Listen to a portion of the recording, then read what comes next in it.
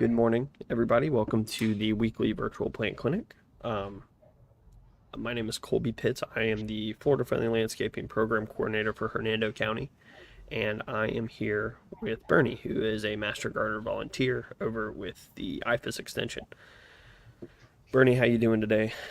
Well, I'm doing pretty good. I'm sorry about causing you to be late, but I had a client with some termite problems, and that kind of held me up a little bit. So I appreciate the delay, and sorry that I caused it. Oh, it's not your fault. I think we're all good. I did put a comment out that was saying we appreciate your patience. We'll get started right away. So I think as always, if anyone watching, either live right now or recorded, you can leave any type of plant, landscape, water, pretty much anything. We're not giving medical or financial advice, but anything outside of that, you can go ahead and leave a comment, and we will do our best to answer those. Until then, I was thinking maybe Dr. Lester and I did we did a kind of like a mobile plant clinic on Tuesday over at Timber Pines, and we had a lot of people who had little, bringing in plant samples of little like yard weeds. And for those of you who don't know, a weed is just a plant that you don't like. Any plant can, in theory, become a weed because it's somewhere where it's not wanted.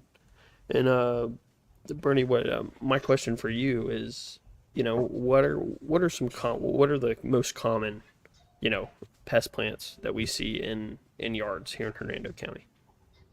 Well, the interesting thing about it is that the plants that are weeds in the lawn, probably the worst one of the bunch is Bermuda grass in the lawn, because we can't really do much about it. The lawn weeds fall into three classes. There's grassy weeds, there's broadleaf weeds, and there's sedges. And as a general rule, the products that destroy or really injure one family of plants don't necessarily affect other families of plants. That's not true for non-selective like Roundup, which takes out everything. But if you have a grass killer, it's going to be pretty non-selective.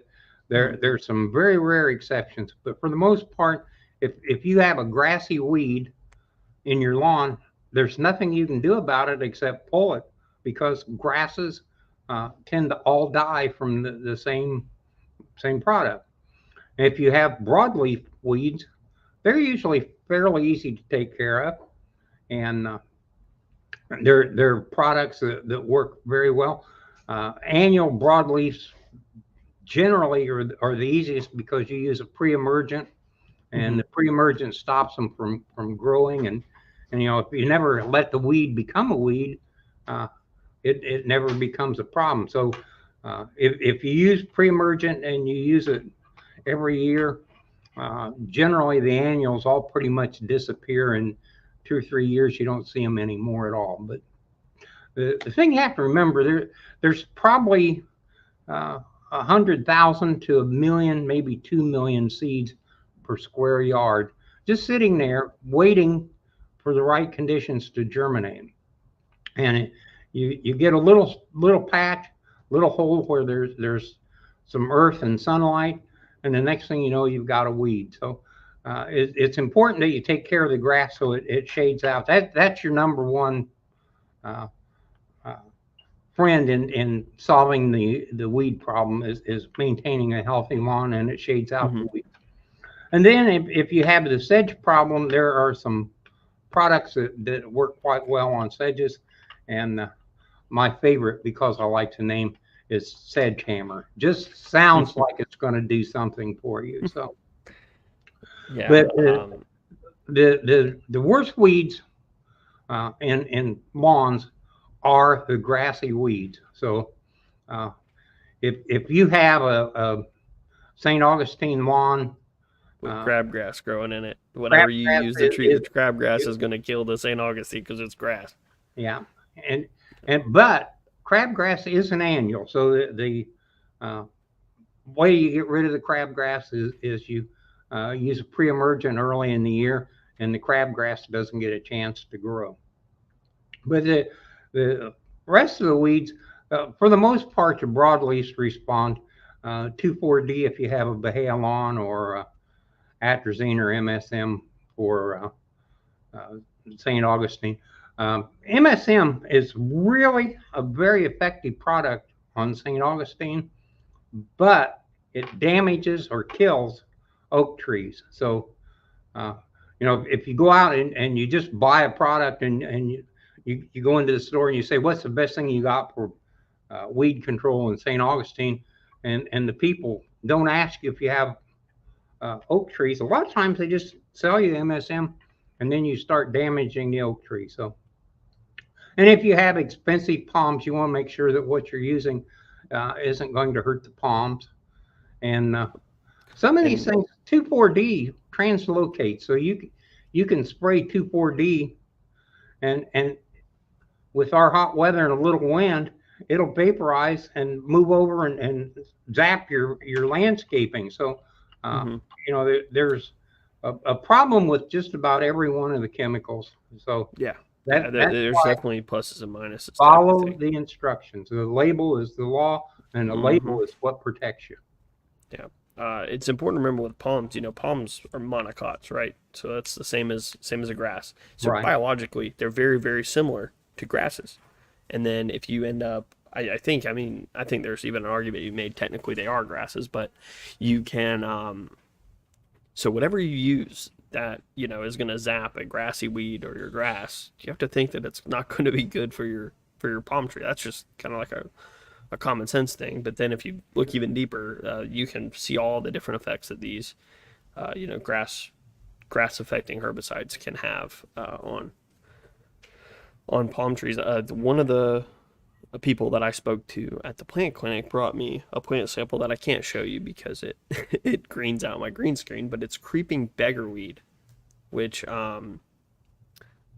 just a small little guy that's going to grow in. It's going to creep over. It almost creeps over top of your St. Augustine. And the thing, if you have Bahia, I know that you can put like triclopyr on it to take care of it, but that's given that it's not too hot outside or not too, you have to be in that really specific subset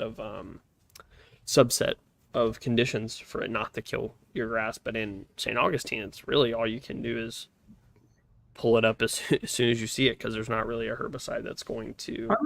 I'm not sure about triclopyr on lawns. I've never. I don't know that I don't know that you can. I don't know that it's easy to buy. What, triclopyr? That's an easy one, but that's normally used on vines. Triclopyr is a great thing if you want to get rid of some bad trees. Mm-hmm. You can use just slash the tree bark and put triclopyr in the wound, and the trees die. That's hack and squirt. They use that with hack and squirt, definitely. If you're dealing with if you have what is it, Brazilian pepper trees, that's the best way to take care of them. I don't but we used method to take care of those, which that's hot. That'll get them. But I think you can use triclopyr on Bahia, but not on St. Augustine. I'd have to 4D, but not. I think you. Let me fact check. Let me fact check.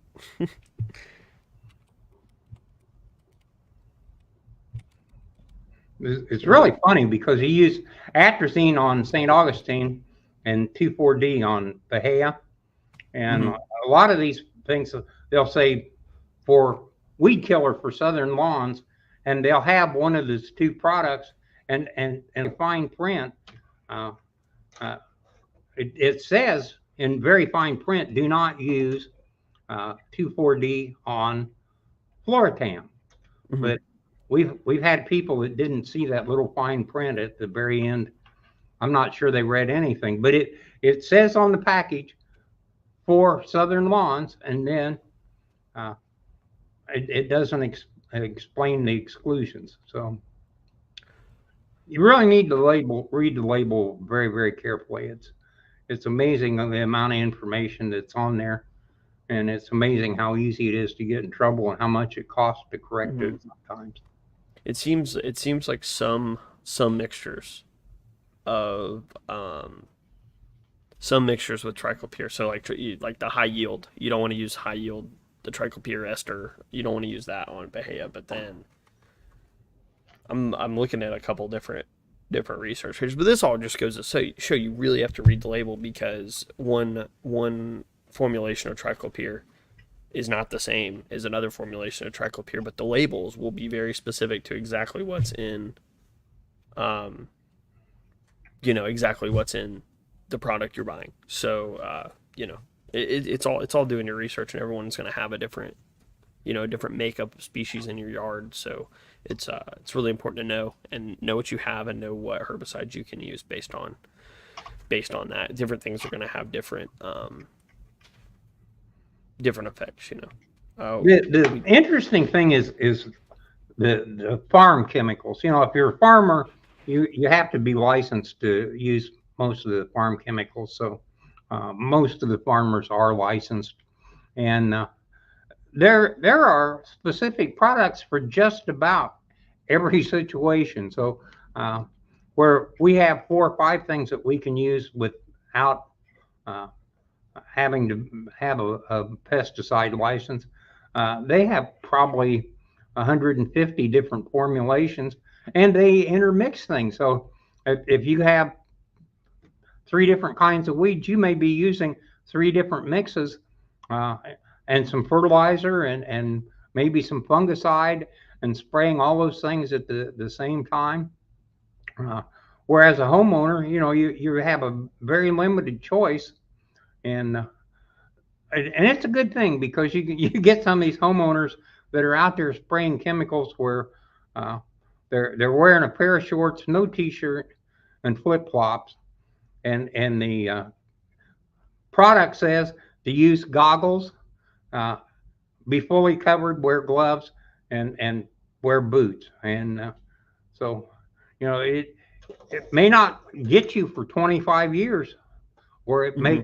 may never get you, but why would you take a chance if the manufacturer says this is going to be a problem? It's a problem.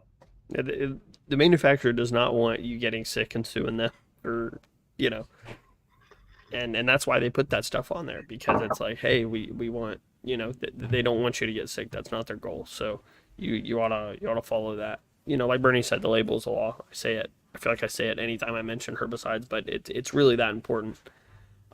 We do have a question here from Susan, who says, I've saved the seeds of the store bought date palms. Can they reach maturity and produce fruit here? How many years might it take?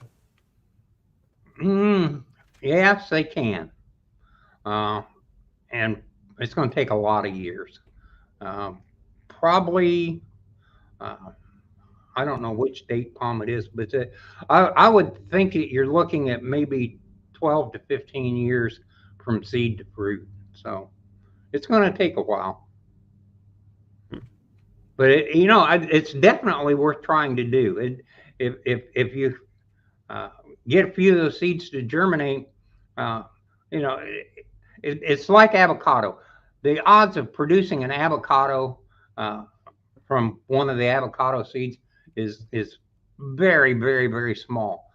But it doesn't cost you anything, and it might be a good thing. You may end up, or it may be a hybrid, and not even produce the same type avocado that you started the seed from. But uh, those are the kind of things that gardeners do, and you don't learn from your successes; you learn from your mistakes and failures. Uh, you know, if everything goes well, that's what you expected. You don't have to do anything, because uh, that's the outcome that you were looking for, and you got it.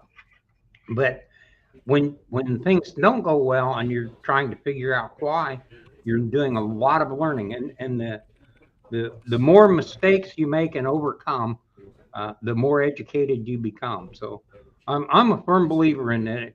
If you want to try something with this stuff, that's citizen science. Definitely, you should be doing it.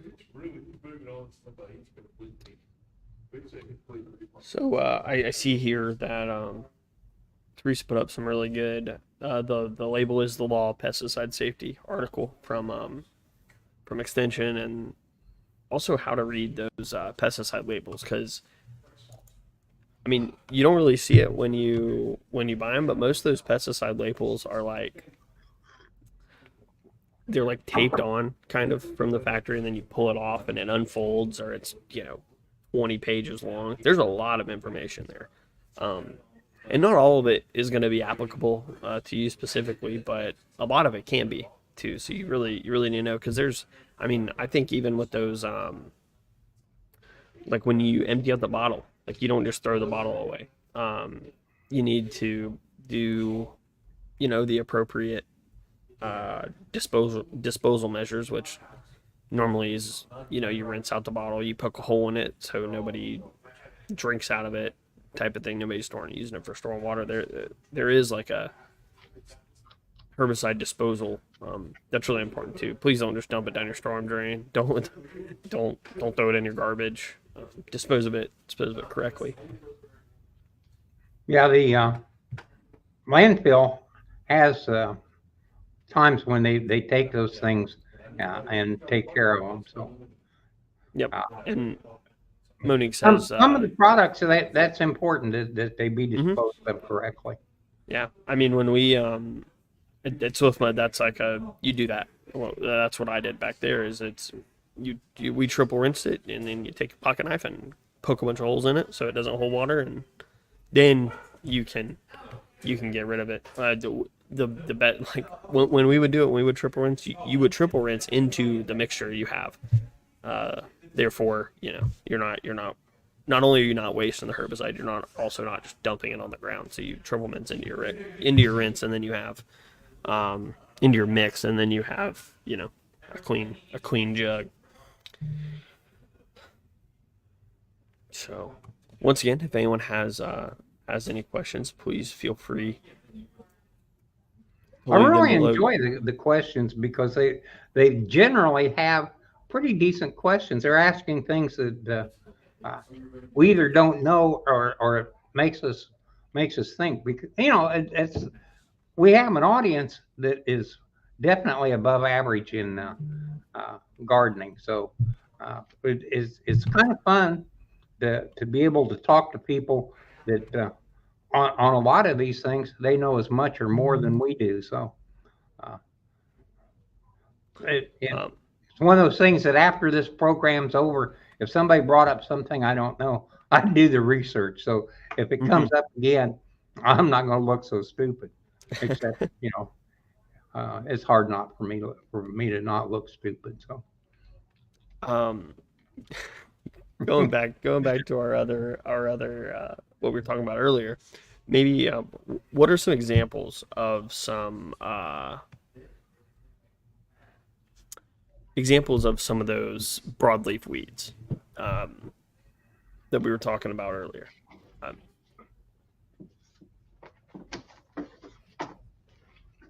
I just happen to have the book on most of these things. So uh, the worst ones really are the sedges. mhm. Um, the nut sedges, yellow sedge, those things really have been a problem because they tend to look like grasses, and then some of them have these little things that little balls on top with little things sticking out. They look like sandburrs, but they're not sticky. And chickweed, common chickweed is a really common. Uh, we see that a lot. Beggar ticks are a real problem. Uh, that is Biden's alba, and Biden's alba is probably the most common weed we have all over Florida. Uh, plant with a little white flower with a yellow center, and if you let them go, they just take over. Um, One of the harder plants to get rid of is the one with the little berries. I'll think of it in a minute. Thistles. Uh, we have a few thistle problems, and generally, if you catch the thistles early, you can stop them from being a problem. They're such a nasty plant. Most people make a special effort to get rid of them right away. Dandelions, the Caesar dandelion, uh, dwarf dandelion, chickweed. Uh, we don't have the same dandelion here they do up north. We have it's in the family, but it really isn't the northern type dandelion. Hawksbeard, oxeye, the little yellow flowers, that becomes a problem. Uh, Dichondra and um, I can't think of the name real quick. The dollarweed, Dichondra and dollarweed, Oh, much well, kind of look the same, but they are from areas that have a lot of water, and generally, if you don't have a lot of water, you don't see that. But people that cheat a lot tend to have that problem. They really like being wet. Once they get going, they're pretty hard to get rid of. The spurges, I think it covers a lot of the problem. So, um, and most of those plants respond fairly well to a broadleaf herbicide. mm-hmm. And like, And like I say, you need to be very, very careful when you buy a product that says Southern Weed Killer, that it is for your exact lawn, and it doesn't exclude something. So, if in the little fine print at the very bottom it says except uh, Floratam, it probably will seriously injure your Floratam lawn. And the other thing is, if temperatures above 85 degrees, don't use any of those products. Um, yeah, um, when you poison the weed, you're poisoning everything. mm-hmm. And It just and seems it's just what can handle it. Really, is what yeah, that ends and up being. the grass can pretty well tolerate it up to about 85 degrees. Beyond 85 degrees, it starts working on the grass just like it works on the weeds. Yeah. Bill mentions that Celsius is a good herbicide for St. Augustine that can be used when temperatures get above 84. Good for all three types of weeds, not for Bahia. To my knowledge, that Celsius, that's one of those dicambits, a granule. Um, Typically, we didn't. That's not something we used a lot. I know that you can either put the granules in water and then spray, or even spread the granules out. I think. Um, I would see, even if the temperatures get that high, to me, it may say if I wouldn't even take the risk, because that when it gets super hot, that's like it's a exponential growth of the effectiveness of those herbicides. Um, and then Monique says you never look stupid, and also that the hardest weed I have right now is doveweed, and they really like the rain. They do enjoy that doveweed likes poorly drained, really wet soils. That's another one that's like, it's really, because it's a monocot. It's basically a grass, so it's really hard to take care of. It in a vacuum, because that's another one you want to use those pre-emergents on. But if you really, really want to treat it post-emergent, you want something contact that you can spot treat it with. Your diquats, typically pretty nasty herbicides, but that you would only spray on that doveweed exactly where it is. Yeah, doveweed is responds pretty well. This is the wrong time to be doing weed control. And remember, MSM, which is in a lot of these products, although you can use MSM now, it does tend to slightly yellow St. Augustine, and it does tend to really hurt oak trees. So you want to be sure. Dubweed, you know, MSM, I'm pretty sure takes out dubweed in St. Augustine very, very effectively. So, and dicamba, um, uh, there's some mixes with dicamba that That's that Celsius is a dicamba herbicide. yeah, those. But dicamba is kind of like 2,4-D. If you put it down hot and uh, it can move into the vapor, move into some of your landscaping. So you want a time where you don't have any big winds coming. That you'd like a nice calm day for a couple of days, so it stays in place and then doesn't present any problems. Teresa put in question, dollar weed. Neighbor overwaters, but it's creeping into someone's yard. What can she do? Dollar weed's a tough There's one. some products. Image, one of their products works on dollar weed. It used to be I could just say Image and there was only one product. Well, Image is a whole family of products now, so I don't remember which exact one it is. But if you look up the label, here's a real interesting thing. If you look up the label on a pesticide, it'll tell you what it kills. So if you're looking at herbicides, it'll tell you all the products all of the plants that this product is going to take out. So if you look up the label, you know, some of these things are very, very expensive. So you can start out, you Google, how do I get rid of dollar weed? And it comes back and it gives you 2 or 3 products. And then you look up the products where you find that one of them's $8 for a pint, and the next one is $146 for 4 ounces or what. You know, that's a dramatic difference. Yeah. Some of those herbicides are really, really expensive. Like On the really other hand, expensive. some of these products, you know, 11 ounces takes care of 15 acres. So if all you need, one of my favorites that is not registered for homeowner use, you used 15 cc's for 2 gallons.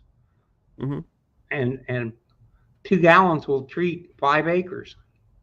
Well, I mean, a lot of these, I know a lot of like the Roundup mixtures, especially even the hot ones we mix at SwiftMet, it's like 1%. So in a 100-gallon tank, we have a gallon. You know, it's a very small amount. So these things are normally made in concentration, and you need to make sure that you're following the label recommendations for concentration. It'll tell you exactly what to do. It's like, oh yeah, this should be mixed at 1.5%. Yeah, and sometimes it'll tell you that for this group of plants, you use a 1% concentration, and for this group of plants, you use a 4% concentration. And you have to remember that with these things that are translocating, especially where if you put down something that immediately zaps it and it's done, well, it's never going to make it down to the roots if you're spraying a foliar. There's like, you have to, and this is why like the ratios and the concentrations that they have listed on the label, that's why you follow them, because they were formulated to work at this concentration, to work this way. So I mean, it all just goes back to read the label. If you're dealing with annuals, it really doesn't make any difference. If you zap it, you've killed it. But you deal with these perennials. Some of the stuff's 2-year plants. Some of it is true forever and ever perennials.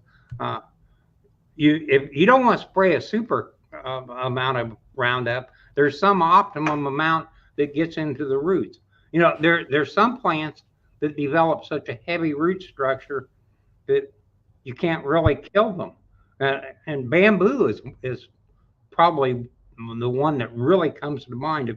If you get a good stand of bamboo, uh, I, I got a good friend that planted bamboo next to his garage. He ended up getting somebody to come in with a backhoe to take it Mhm. out. It's 700-pound root bamboo's structure tough. Oh yeah, it's tough. If you from 4 don't want plants it there, after it's 10 years. really hard to get rid of. So a couple comments here. Monique says, "What's good for one type of grass will damage another." Yep, a lot of these things are pretty Absolutely. specific. That image you were talking about is image. It says kills nutsedge, and there's a big old picture of dollar weed right on the front, labeled. So, uh, and Monique also says most chems are not labeled for use in over 80 degrees, and that's true. A lot of times, it's right there on the label. Just read the label. Well, remember, at about 85 degrees, the chemicals affect the grass just like they affect the weeds. So Mm-hmm. we And have then, had more than one person bring us a picture of the lawn where they put down weed and feed on a 90-degree day, and the dead lawn follows the drop spreader picture. So I mean, you can just see the guy going out there. He might as well have been out there with a blowtorch. yeah, yeah. You know what? If you did it with a blowtorch, it probably would have been less damage to the lawn. Yeah. But Sam asks, what variety of figs do you The recommend for West Central Florida? and brown turkey. Nice. It's awesome when you just know right away, huh? Yeah, I You don't like have to talk about it. You don't have to think about it. Boom. Just like those, that. those two varieties do extremely well. The only problem with figs is if you have a nematode problem, uh, figs are very susceptible to nematodes. So if you plant the plant uh, and it grows well the first year, and the second year it doesn't grow anymore, and the third year it gets smaller, you have a nematode problem. If you plant figs in 4 years, they should be a pretty good sized plant. And if that happens, brown fig and Celeste both produce some really nice figs.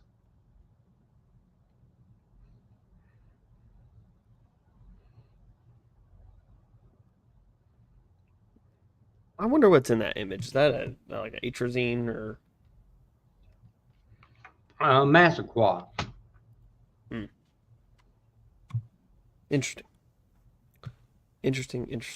Yeah, And but see as that always, you are used to be welcome. all Image had was those uh, forsages, and Hmm. then the next thing you know is there's Image forsages, and there's Image like a Roundup type product, and there's an Image for this, an Image for that, and Image instead of being uh, the product becomes uh, the group Hmm. brand name. So and it's a good product.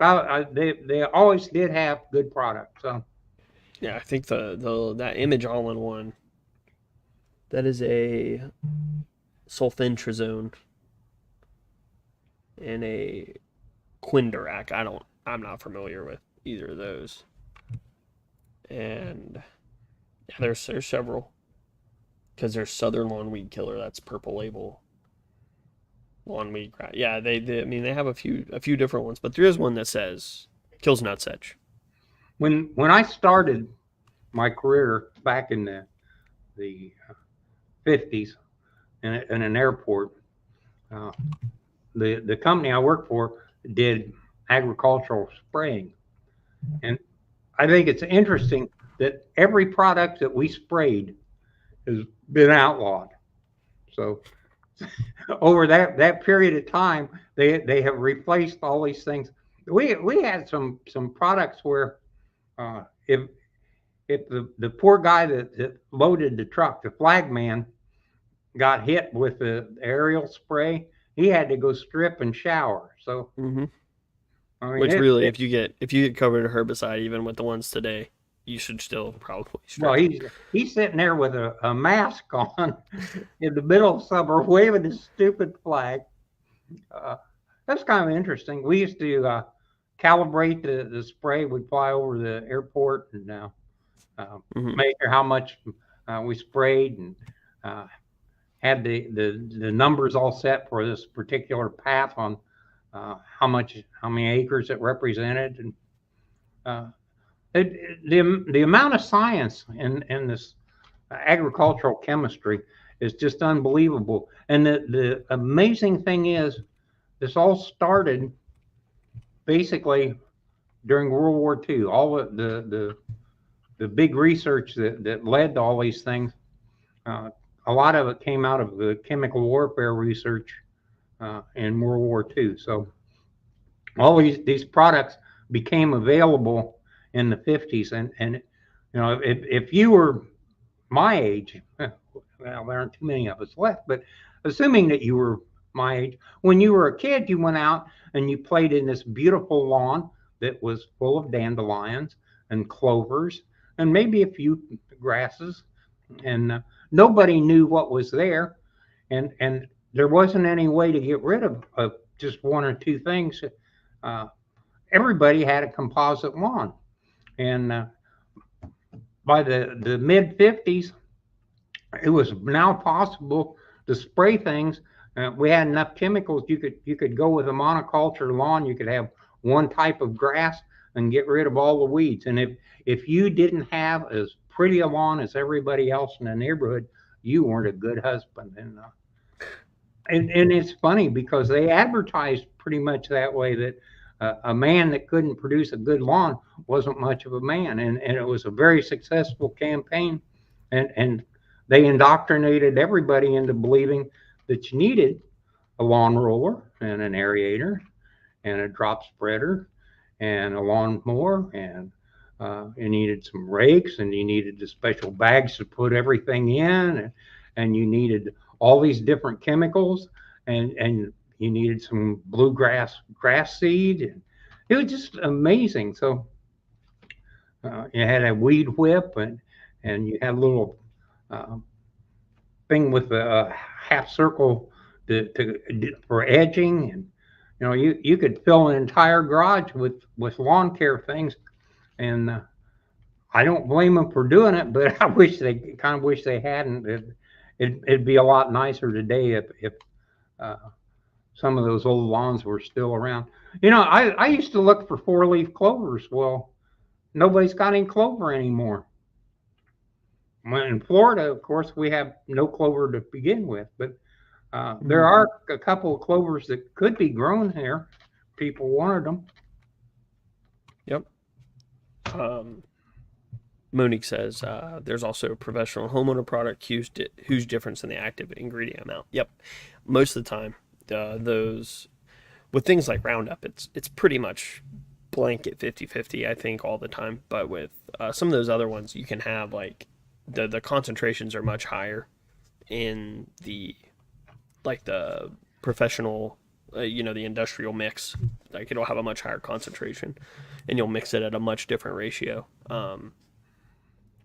But they're also buying them in different amounts. I know that a lot of those, they'll buy like 1,000-gallon totes of Roundup and stuff that homeowners would never buy. So they're mixing these things, mixing these things a little bit different. So that is also important. Remember, most of the time you can't even buy the professional. There is. I'm going to do something probably marginal. There's a company that provides lawn care products for professionals for a large percentage of the state. So there's probably one in a lot of our viewers' area. It's called Site One, and Site One handles all those chemicals that nobody knows about. The things that are specialized enough that the big box stores don't really carry them. The big box stores tend to have the same products, maybe 4 or 5 lawn care products under 18 different brands. But if you start reading the label, they're pretty much all the same product as far as active ingredient. So if you have take-all root rot and you really need to use a different product, you can use the same thing a couple of times for fungus control, but the fungus gets acclimated to it really quick. So you can't keep using the same product. Well, it gets hard for a homeowner to find uh, there's only 6 of these fungicides, and you have to have at least 2 so you can alternate back and forth. You can do that at a place like Site One, where you might have a lot of difficulty unless you have a really good lawn care store in your particular neighborhood. Well, uh, it's something to think about. It's another place to add to your toolbox, and a lot of these things are available online. A lot of them are available at tremendously different prices. So, uh, and if you're not allowed to buy it, they're not going to sell it to you. So, you don't have to worry about that. But the big thing you need to do if you're going to start doing those things, using some of these more obscure products, follow the label. I cannot overemphasize that. If you spray a product and you spray it with too little, you don't get the result you want. And if you spray too much and it's like weed control, you may kill the top of the plant and not kill the root, and still not get rid of it. So there's an optimum amount, and that optimum amount is listed on the label. Yeah, and then those companies spend millions and millions and millions and millions of dollars on R&D and testing to determine that stuff. If your gut feeling is I need to use way more, well, I will assure you that it's not right. You should use exactly what's on the label. I I had a instructor that used to tell the story about the guy buys a product and it doesn't do what he wants, so he puts more on. And it doesn't do what he wants, so he puts more on. And he keeps putting more on until he becomes a moron.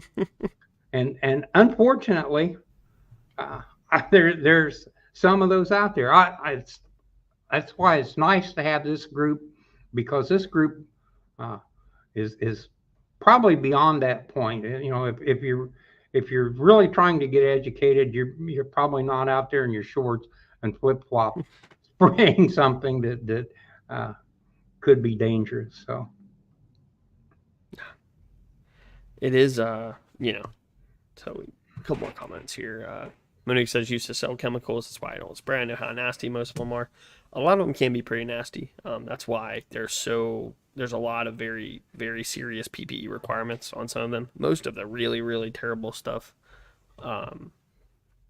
is only available to people, licensed professionals.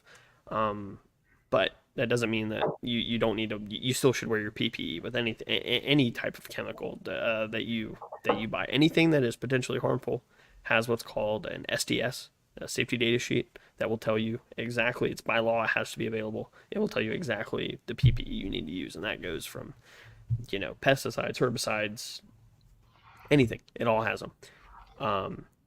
And also, more is not better, and that is like I said, the label's a law. Like we say it all the time. It's really important to remember that. you see these little flags that say chemicals just sprayed, do not enter, and there's a dog and a little child playing in the grass. So what are they thinking of? That thing may have some hormonal effect that doesn't show up for 30 years. So yeah, you want to stay away from just follow the rules. Label is a law. Any type of label, just follow the rules for your own safety. So as we're kind of getting a little bit closer to time here, if you have any super difficult, really obscure questions, you can go ahead and email Dr. Lester. We'll fill his inbox up with all the really hard stuff. And if you have any fun, happy questions, you can go ahead and call Bernie on Thursdays at the extension office. Come and visit the Master Gardener Nursery. I believe was it Wednesdays and Saturdays? I think they're open. Wednesdays and Saturdays. I think right now it's 8 to 11. So go visit them. 8:30 to 11. 8:30 to 11. Go visit them. Buy some really wonderful Florida-friendly plants. They have all kinds of. Oh, there was a question that we missed, and I am so sorry. How green manure works. I'll get back to saying all of our information, but how green manure works. And to my knowledge, green manure is like that's where you're planting cover plants on bare soil in between crops, crop rotations and such. I think. Okay, the thing that you have to realize what the soil does for plants. The soil Mm-hmm. does a bunch of things. Optimum soil is 50% dirt, 25% oxygen, 25% water. Well, the ability to hold 25% water and 25% oxygen depends a lot on the texture of the soil. If you had pure clay isn't going to do anything because it's all bound too tight. And if you have pure sand isn't going to do anything because it's so loose that it's not going to hold the water. So someplace in between pure sand and pure clay, we need a consistency in the soil that allows to have that consistency. Plus, we need to be able to supply the nutrients that the plant needs. And the nutrients that the plant needs are generated by the action of the microbes in the soil, breaking down the soil into its straight constituents so that the plant can absorb them. So if you have a sandy soil like we have, and it has no organic material, it has no nutrients, and it doesn't really do well with the plants. So we plant some green crops that are going to tend to generate a little nitrogen fixation themselves. They'll put a little nitrogen in as well. And the structure of the plant will tend to put organic material back into the soil. So that organic material does a whole bunch of things. First, it improves the ability to grow microbes. It allows the texture of the soil to improve, and everything tends to work out better. You have nutrients that become more readily available. That we have texture where we can have our 50% soil, 25% water, 25% air. That you have to remember the roots of all plants need some oxygen. There are a few plants that don't need much, but they all need some oxygen. And the leaves need carbon dioxide. So the leaves get their carbon dioxide from the air. As the carbon dioxide in the air goes up, plants actually become more productive. So if we put in more plants, we burn out more, consume more carbon dioxide. Now, if you do the green manure thing and you're improving the soil, you have to remember that in our sandy soil, after about a year, all this that we put in, all this organic material is going to be oxidized and disappear. So if you have a crop and it doesn't produce a lot of organic material for the soil, and you use this green manure, you improve everything. But you really need to keep doing that to keep building up the soil. And as the amount of organic material increases, as it decays, it tends to improve the texture of the soil, even though there's no more organic material. But the little bugs are the unbelievable part that nobody realizes that are actually doing the work. For the most part, the plants really can't produce much if they don't have the microbes. So, and if you do the green manure thing, you're growing stuff to help the microbes, and you're helping the texture. Everything about it's a win-win-win. So I like it. And what kind of plants are those green manures? Well, they could be grasses. They could be. It depends on what the other crop is. If you're going to have a garden and you're only going to garden for 4 or 5 months for your garden, and the rest of the year you don't have much, you should plant something that puts as much organic material, usable organic material back. Yeah. So, and you want plants that also do a lot of nitrogen fixation. So that helps. Yeah.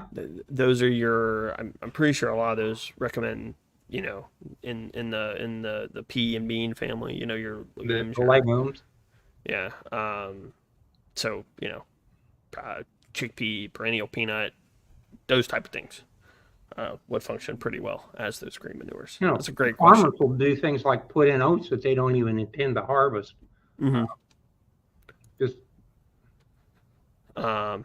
then one last question here. Well, not last question, but one more question. What are the negative effects of getting 6 inches of rain in 3 days and then no rain for 5 days with the heat advisories? My St. Augustine looked a little sad after the tropical storm in this past week. Well, the negative effects of 6 inches of rain in 3 days is, remember, we want 50% sod, 50% dirt, 25% air, 25% water. When you get that kind of rain, you don't have the 25% air anymore. It's 50% dirt, 50% water. Very few plants like that. There are some, if you got water lilies, they'll do that. But grass is one of them that likes that. So a lot. All your terrestrial plants are doing gas exchange with their roots. A lot of people don't know that. There's a whole lot of gas exchange going on with your roots, and if most terrestrial plants cannot do gas exchange in liquid water, that's just not how they function. Aquatic plants sometimes can. That's kind of why their roots are always underwater, but terrestrial plants tend to not be able to.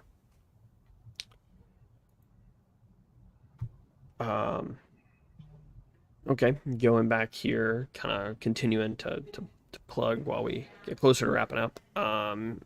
All the extensions, events and stuff will be on Facebook at their page, facebook.com/HernandoEXT. We have a very wide variety of different extension and Florida-friendly landscaping topics that are available on YouTube under the Hernando County Government page. If you search Hernando County Government or Hernando County, you will find it. If you have any utilities or Florida-friendly landscaping specific questions, you can email me at my email right there on the screen. And for anything else that's Hernando County FFL, that's going to be your rain barrels, compost bin, workshops, water awareness events. Let's see. Anything that I'm doing is going to be right there. It's going to, I update this almost every single day with whatever's going on. And then you can find all of my socials where, once again, I put up everything that I do. You can find all that at the link on the screen. So if anyone else has any, Monique says that's when the devil weed takes over. After you get all that rain. Yeah. So any other last minute questions? If not, I want to point out the fact overwatering and underwatering produce exactly the same symptom. So if you look at a plant and it's got too much water, you can't tell if it's overwatered or underwatered. And the lawn does something kind of neat. The lawn, if you can envision, is like a book. And when the leaf is like this, all flat, everything's fine and it's happy. But as it goes on into the week and it runs out of water, the leaf starts doing that. So if you have St. Augustine lawn, you go out and you look and the leaf is folded to where the angle is 90 degrees, that's time to water. Mm-hmm. And for the most part, if you water well,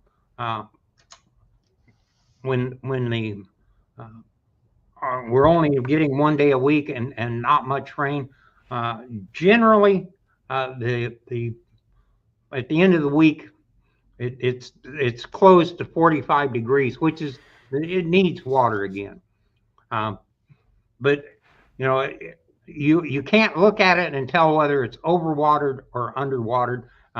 All your plants with nice leaves, they wilt when they get no water. They wilt when they get too much water. Symptoms look the same. So You can go touch the dirt. Like you go that is what you stick your need finger to in the learn dirt. to do. Yep. Is, And if is it's you wet, stick your it's finger in not the water. dirt, and you know if it's wet, it's got too much water, and if it's totally dry, it hasn't got any water. So, Just so use if, your use your as better long as your judgment, finger sticking your has finger in the it dirt. between the two, and that's one of the things that gardeners are good at. You know, if you garden a lot, especially if you got a lot of house plants, you can stick your finger in the house plant, and Hmm. you know immediately whether it needs water or not, or if somebody overwatered it or underwatered it. Yeah. So, but you can't look at it and just tell uh, which problem it's got. So it's important that you uh, learn to pay a little attention Hmm. so that you know what conditions you had before something happened. Yep. Yep. And definitely, well, you got to kind of look for the combination of all your circumstances. You can't just pick one thing and be like, oh, well, that's it. Because a lot of things have like you said, the same exact symptoms. But I think that is about time for us. I want to thank everybody, as always, for coming to hanging out and asking us questions. And Brittany, I want to thank you for being so informative today. So, I'm always glad to be here. I love to and talk. yeah, and I do as well. So if once again, if you guys didn't come and ask all the questions every day or every Thursday, then we definitely would not be doing this. So once again, thanks everybody, and we will see you next week. Bye now.